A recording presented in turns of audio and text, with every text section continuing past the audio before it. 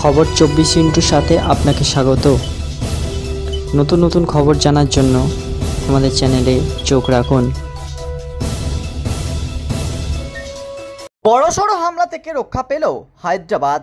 নিজামের শহরে বিস্ফোরণ ঘটানোর পরিকল্পনা ছিল আইএসআই জঙ্গিদের। গোপন সূত্রে খবর পেয়ে পুলিশ সেই বিপদ থেকে রক্ষা করল। গ্রেপ্তার করা হয়েছে 2 সন্ত্রাসবাদীকে, উদ্ধার হয়েছে বিস্ফোরকও। তেলেঙ্গানা ও অন্ধ্রপ্রদেশ পুলিশের যৌথ অভিযানে ওই 2 সন্দেহভাজন জঙ্গিকে গ্রেপ্তার করা হয়েছে। ধৃতদের নাম সিরাজুর রহমান, বয়স 29 ও সঙ্গত সমীর, বয়স 28। সিরাজ ভিজিনগরের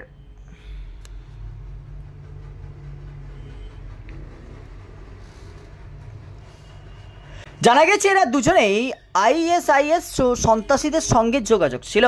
আইএসআইএস এর নির্দেশে হায়দ্রাবাদে বোমা বিস্ফোরণ ঘটানোর পরিকল্পনা ছিল তাদের। পুলিশ গোপন সূত্রে খবর পেয়ে অভিযান চালায় এবং অভিযুক্ত দুজনকে আটক ও পরে গ্রেপ্তার করে। জানা গেছে ভিজিনগরাম থেকে সিরাজ বিস্ফোরকের সামগ্রী নিয়ে এসেছিল। জেরায় পুলিশ জানতে পেরেছে এই দুজন বড় সন্ত্রাসী হামলার পরিকল্পনা করেছিল দেশ জুড়ে। সিরাজ ইঞ্জিনিয়ারিং শেষ করে চাকরির চেষ্টা করছিল। সমীর একটি লিফট অপারেটিং সংস্থায় কর্মরত। প্রাথমিক তদন্তে জানা গেছে এই দুজন অল হিন্দ ইত্তেহাদুল মুসলিমিন সংগঠনের সঙ্গে যুক্ত ছিল। সেই সংগঠনের মাধ্যমেই তারা তৈরি করেছিল সন্ত্রাসী হামলার পরিকল্পনা। ব্যুরো রিপোর্ট, খবর 24/7।